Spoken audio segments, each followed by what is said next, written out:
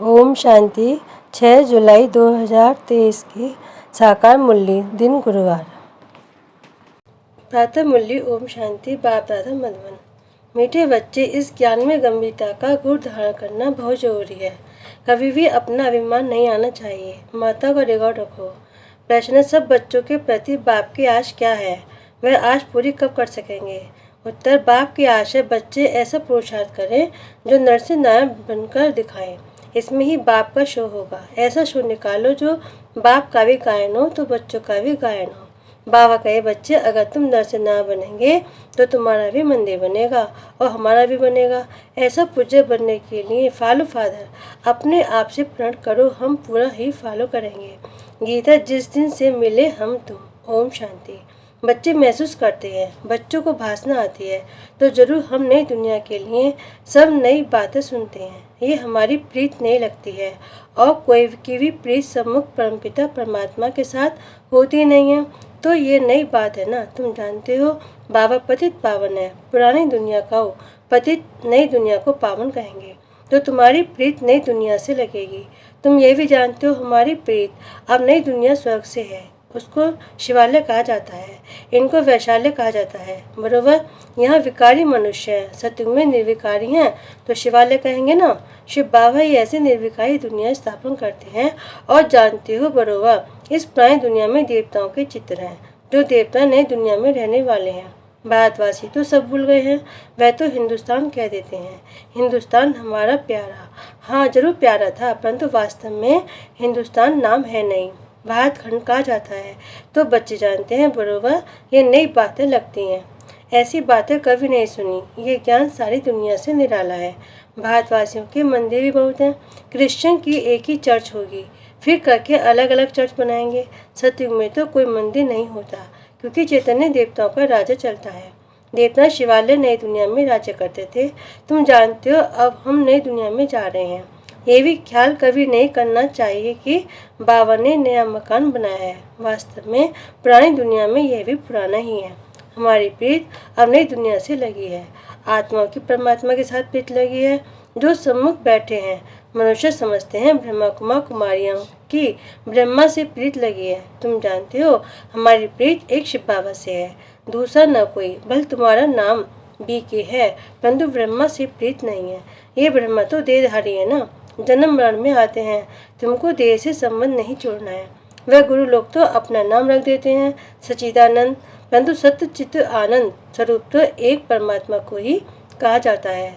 आत्मा सत्य चित्त आनंद रूप, शांत रूप, ज्ञान रूप थी और तुम फिर से इस संगम पर बनते हो।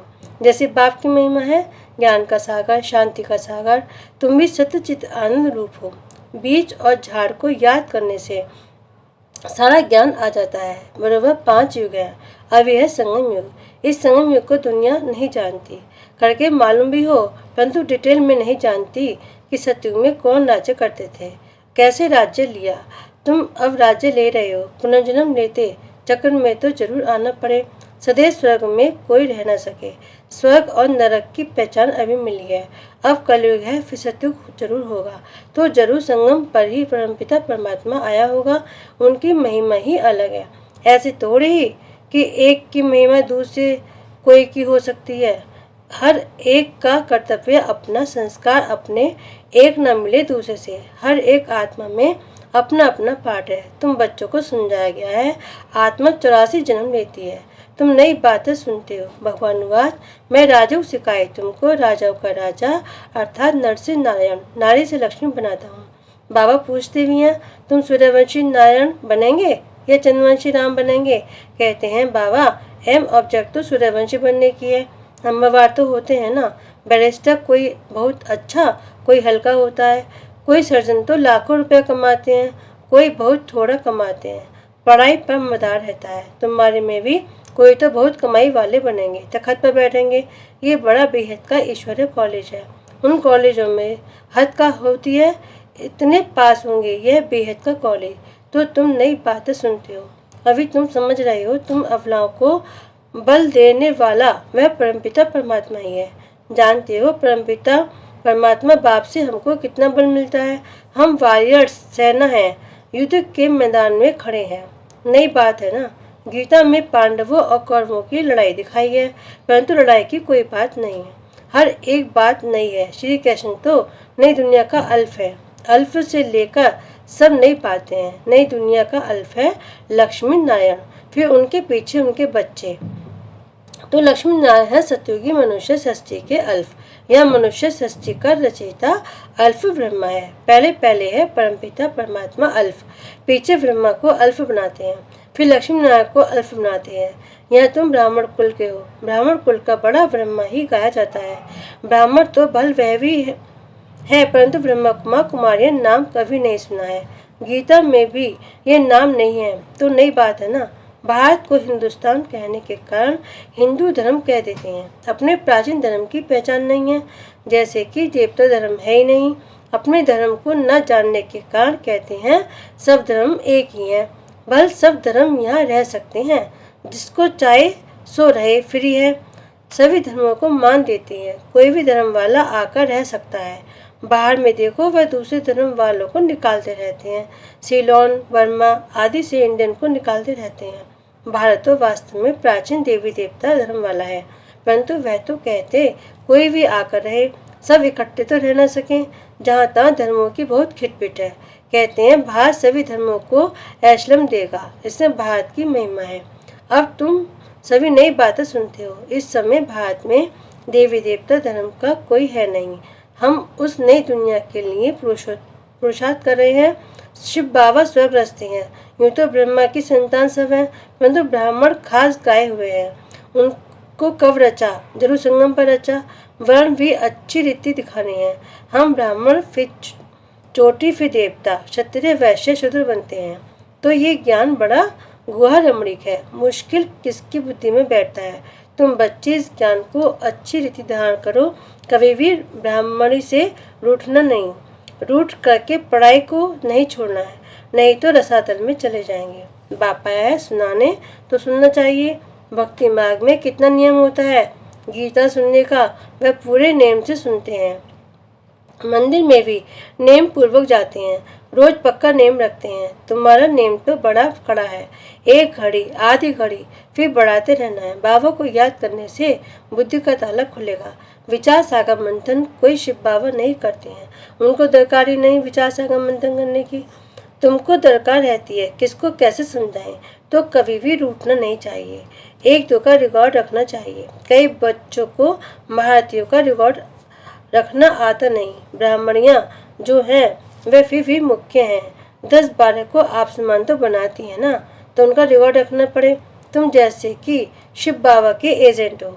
सभी एजेंट्स एक जैसे तो नहीं होते हैं, नंबरवार होते हैं, फिर भी एजेंट्स तो है ना।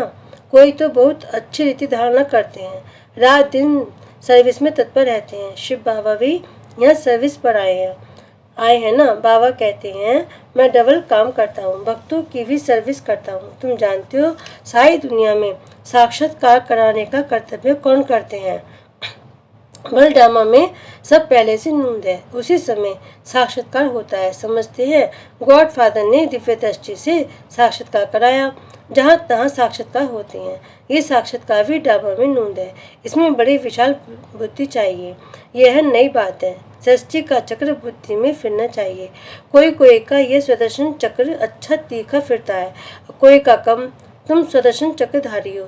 सर्विस के लिए बुद्धि चलती रहेगी नंबरवार। कोई का तो सुदर्शन चक्र फिरता ही नहीं। हवा तो लगती है, परंतु कोई का बहुत तीखा फिरता है और कोई का बहुत कम फिरता है। कोई का तो बिल्कुल फिरता ही नहीं। सुदर्शन चक्र नहीं फिरेगा तो बाकी क्या पद पाएंगे। तो ये नई बात हुई ना। बात सुनाते रहते हैं, वर्षा लेना है तो अभी लो, नहीं तो फिर पछताएंगे, रोएंगे। टीचर का शो करना है ना। ये कितना बड़ा कॉलेज है। अच्छी रीति पढ़ते हैं तो पद भी अच्छा पाते हैं। प्रण करना चाहिए, हम पूरा फॉलो करेंगे। Follow father mother. ऐसे भी नहीं है बैरिस्टर का बच्चा बैरिस्टर ही बनेगा, नहीं। कोई डॉक्टर बनेगा, कोई इंजीनियर, कोई तो शैतान डाकू भी निकल पड़ते हैं। बाप कहते हैं मेरा शो निकालने तुम नरसिंह बनकर दिखाओ। मेरा ही गायन होगा, तुम्हारा भी गायन होगा, तुम भी देवता बनेंगे। हमारा मंदिर बनेगा तो तुम्हारा भी बनेगा। मुख्य मंदिर होना चाहिए एक शिव बाबा का, फिर उनके साथ ब्रह्मा और बच्चे। देलवाड़ा मंदिर में वैरायटी है ना। यही बड़े से बड़ा यादगार है। तुम चैतन्य में बैठे हो, शक्ति की शेर पर सवारी, महारथी की हाथी पर सवारी दिखाते हैं। गज को गिरा ने हप किया, बाप की याद नहीं रहती है तो माया गिरा हप कर लेता है। अच्छे अच्छे महारथियों को भी माया गिरा का खा लेती है। इसमें बड़ी गंभीरता चाहिए और अभिमान नहीं आना चाहिए।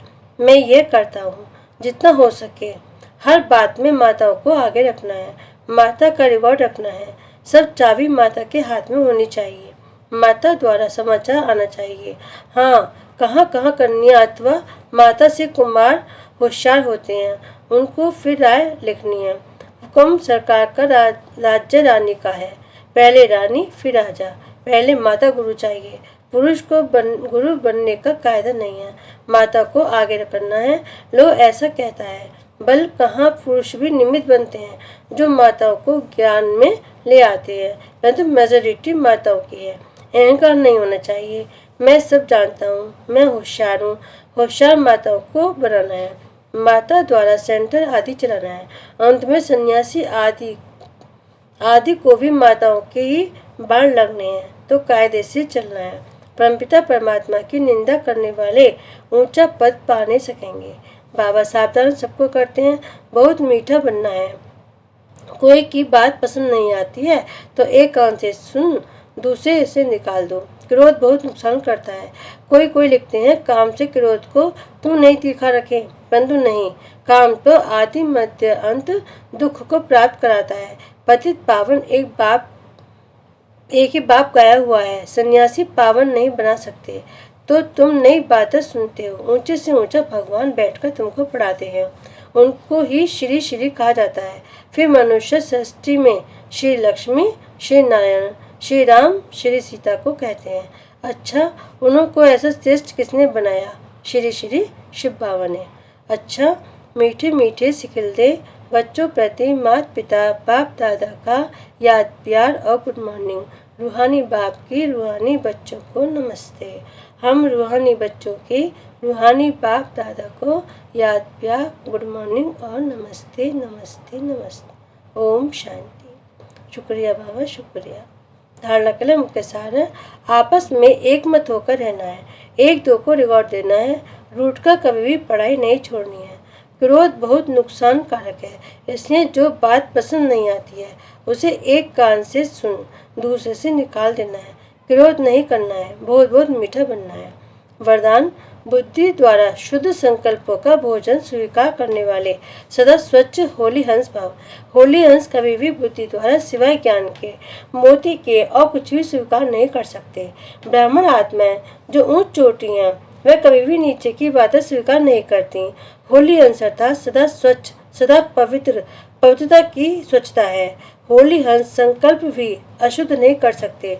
सदा शुद्ध संकल्पों का भोजन खाने वाले होली हंस सदा तंदुरुस्त रहते हैं, उन पर किसी का प्रभाव पड़ नहीं सकता। स्लोगन है, अपनी मनसा द्वारा शांति कुंड को प्रत्यक्ष करने वाली शांति प्रिय आत्मा बनो।